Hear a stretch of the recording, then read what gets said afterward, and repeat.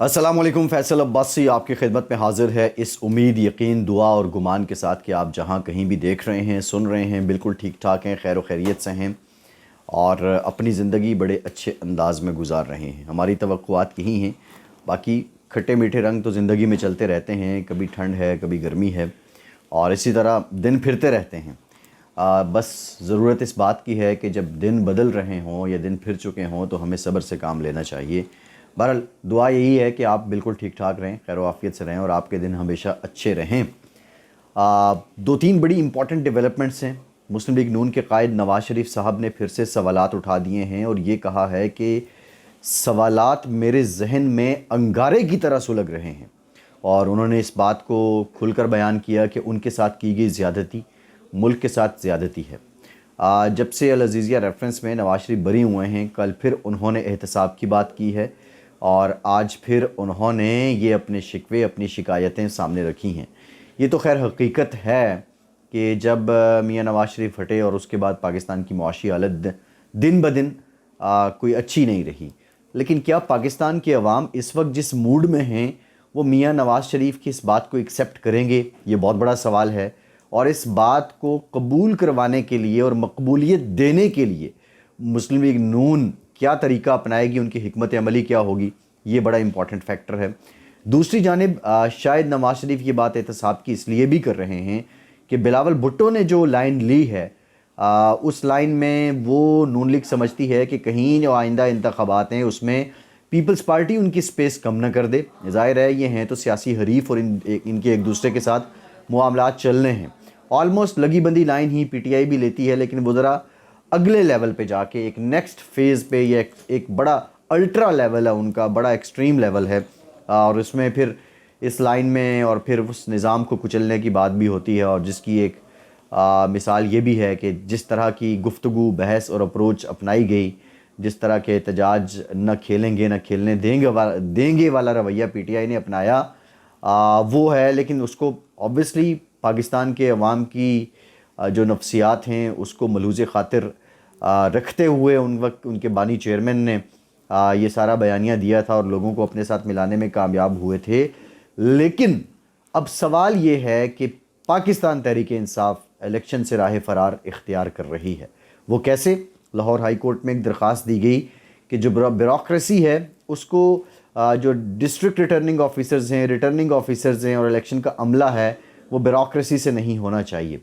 یہ اب انہوں نے سوال اٹھا دیا ہے، اور اگر بیوروکریسی سے نہیں ہوگا تو پھر کہاں سے ہوگا؟ کیا پاکستان کے پاس اتنی افرادی قوت ہے، اتنے افسران ہیں جو دیگر شعبوں میں ہوں اور وہ اس دن اپنے فرائض انجام دیں؟ یہ ایک علیحدہ بات ہے۔ بہرحال ان کی درخواست پر جو ڈی آر اوز اور آر اوز کی ٹریننگ کا سلسلہ الیکشن کمیشن نے شروع کیا تھا، وہ لاہور ہائی کورٹ نے معطل کر دیا، اور پھر الیکشن کمیشن نے بھی یہ ٹریننگ روک دی ہے۔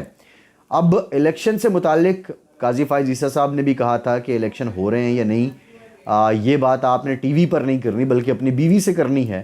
لیکن پورے ملک میں ایک فضا انتخابات کو لے کر بن چکی ہے، ملاکھڑے سج چکے ہیں، دنگل سج چکا ہے، یہ سارے بیانات آ رہے ہیں، اور ایسے میں پاکستان تحریک انصاف کی درخواست نے اس بات کو یقین میں بدل دیا جو بات آصف زرداری کر رہے تھے، مولانا فضل الرحمان کر رہے تھے کہ 10-15 دن الیکشن آگے چلے جائیں تو کوئی بات نہیں۔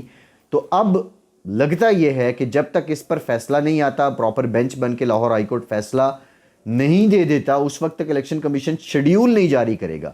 ادروائز 16 دسمبر لاسٹ ڈے تھا جب الیکشن کمیشن کو شیڈیول جاری کرنا تھا، لیکن اب جب تک یہ فیصلہ نہیں آئے گا اس وقت تک مجھے لگتا ہے کہ ایک عذر الیکشن کمیشن کے پاس ہے، ایک ویلڈ جواز ہے کہ وہ اس فیصلے کے بعد ہی شیڈیول جاری کر سکے گا اور اس طرح الیکشن آگے جاتے دکھائی دیں گے۔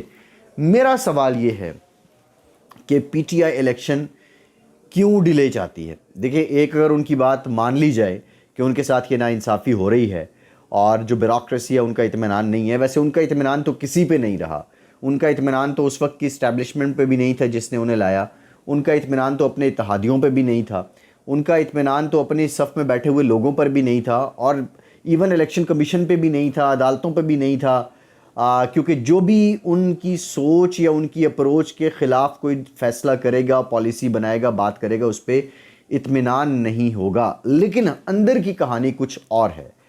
سب سمجھتے ہیں پاکستان تحریک انصاف ٹوٹ پھوٹ کا شکار ہے، اس کے لیڈرز تتر بتر ہو چکے ہیں، اس میں سے ایک آئی پی پی بن چکی ہے، اس میں سے پی ٹی آئی پارلیمنٹیرینز بن چکی ہے، اور کچھ اور لوگ، کوئی نون لیگ کی نظر ہو رہا ہے، کوئی پیپلز پارٹی کی نظر ہو رہا ہے. تو جو تنظیم ہے پارٹی کے اندر کا جو سٹرکچر ہے وہ نہ ہونے کے برابر ہے. اب جو ان کے چیئرمین جن کو بنایا گیا ہے وہ الیکشن اٹ سیلف ایک نیا تنازع ہے.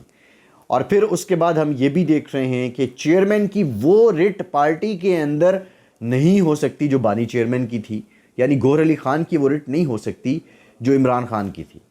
اور رٹ جو تھی بھی تنظیم نہ ہونے کی وجہ سے، سٹرکچر نہ ہونے کی وجہ سے، ان حالات میں بھلے اگر ہم پی ٹی آئی کی پاپولیرٹی کو مان بھی لیں اور ہم سوشل میڈیا پہ ان کے تگڑے ترین پروپیگنڈے پہ یقین کر بھی لیں، تو اس کے باوجود جب آپ نے الیکشن میں میدان کے لیے اترنا ہے تو ہر حلقے کی ڈائنامکس مختلف ہیں، ہر حلقے کی اپروچ مختلف ہے. پہاڑ کی سیاست انٹائرلی ڈیفرنٹ ہے، میدان کی سیاست انٹائرلی ڈیفرنٹ ہے، صحرائی علاقوں کی سیاست انٹائرلی ڈیفرنٹ ہے، ٹرائبل ایریاز کی سیاست انٹائرلی ڈیفرنٹ ہے، بلوچستان کے علاقوں کی سیاست انٹائرلی ڈیفرنٹ ہے، انڈس سندھ کے علاقوں کی سیاست انٹائرلی ڈیفرنٹ ہے. ہر حلقہ ویری کرتا ہے، کہیں پہ برادری کا اثر رسوخ زیادہ ہے، کہیں پہ عقیدے کا اثر رسوخ زیادہ ہے، کہیں پہ کسی سیاسی جماعت کا اثر رسوخ زیادہ ہے. اور اس کے لیے آپ کو ایک تنظیم چاہیے، تنظیم میں وہ لوگ چاہیے جو یہ سب سمجھتے ہوں. اب کون ہے؟ دیکھیں، آپ نے وکیلوں کے سپرد پارٹی تو کر دی ہے. وکلاء قابل احترام ہیں، بڑی عزت احترام ہے ہمارے دل میں ان کے لیے. ان کا کام کچھ اور ہے، ہمارا کام کچھ اور ہے. اور اسی طرح سیاستدانوں کا کام، اس کی آرٹ، اس کے تقاضے، اس کے حالات کچھ اور نوعیت کے ہیں. اور اب جب ہم اسی اور کو دیکھتے ہیں تو پی ٹی آئی ان حالات میں اگر مان بھی لیے جائے پاپولر ہے، ان کا پروپیگنڈا بھی تگڑا ہے، ان کی ایک ویو بھی ہے، تنظیم کے بغیر آپ کیسے الیکشن لڑیں گے؟ سو الیکشن ان کو سوٹ نہیں کر رہے تھے. پہلے وقت پر الیکشن کروائیں، آپ اسمبلی سے نکل آئے، آپ نے اپنے ایم این ایس کو ریزائن کروا دیا، آپ الیکشن کا مطالبہ کرتے رہے، الیکشن نہیں ہوئے. اب جب الیکشن ہونے جا رہے ہیں، میں اس وقت بھی کہتا تھا کھیڑاں گے نہ کھیڑن دیاں گے کی پالیسی ہے. اب جب الیکشن ہونے جا رہے ہیں تو آپ نے یہ جواز رکھ دیا ہے، اور جواز کے پیچھے جو اصل وجہ ہے وہ میں نے آپ کو بتائی ہے کہ they are not in the position to contest the election. اور اب ایک عدالتی کور لیا جائے گا اور اس کور کی بیس پہ یہ الیکشن جو ہیں وہ پی ٹی آئی کی منشا پوری ہوگی. اور اس سے پہلے وہ جو بات ہو رہی تھی الیکشن ملتوی کرنے کی، لیکن میری یہ دعا یہ ہے کہ یہ الیکشن زیادہ دیر تک، یہ 3-4 ہفتے کی جو بات ہو رہی ہے، میں تو کہتا ہوں کہ 8 فروری کی جو تاریخ ہے اور سپریم کورٹ میں یہ فیصلہ ہوا، الیکشن کمیشن نے وہاں پہ تاریخ دی، اسی پہ الیکشن ہو جائیں. لیکن یہ ڈیلے زیادہ نہیں ہونا چاہیے، اور یہ ڈیلے ہرگز اس صورت میں نہیں ہونا چاہیے کہ جب تک آپ کی حکومت نہیں بن جاتی تو ہم الیکشن نہیں ہوں گے. اب اگلی حکمت عملی اور بھی ہے، اور وہ یہ سارے جواز مد نظر رکھتے ہوئے یہ کسی بھی وقت پہ الیکشن کے بائیکاٹ کا اعلان کر دیں گے. ان کی اپروچ یہی ہے، کھیڑاں گے نہ کھیڑن دیاں گے، اور یہ الیکشن کے بائیکاٹ کی طرف چلے جائیں گے. اب آپ جب بات کرتے تھے 90 دن میں الیکشن کی، آپ آئین کی، قانون کی بالادستی کی بات کرتے تھے. اب جب خدا خدا کر کے ہو ہی رہے ہیں تو آپ کیوں اس میں لیت و لال سے کام لے رہے ہیں؟ کیوں آڑے آ رہے ہیں؟ کیا ہی خوبصورت بات تھی کہ جب تحریک عدم اعتماد کے ذریعے آپ کو وزارت عظمیٰ سے ہٹا دیا گیا تو آپ اپوزیشن میں بیٹھتے، آپ اپنا رول ادا کرتے، اور آپ اس وقت الیکشن کی پارلیمنٹ کے اندر بھی آواز اٹھاتے. اور آج آپ سسٹم کے اندر رہتے ہوئے اپنا مقابلہ کر رہے ہوتے. لیکن اس وقت بھی کھیڑاں گے نہ کھیڑن دیاں گے.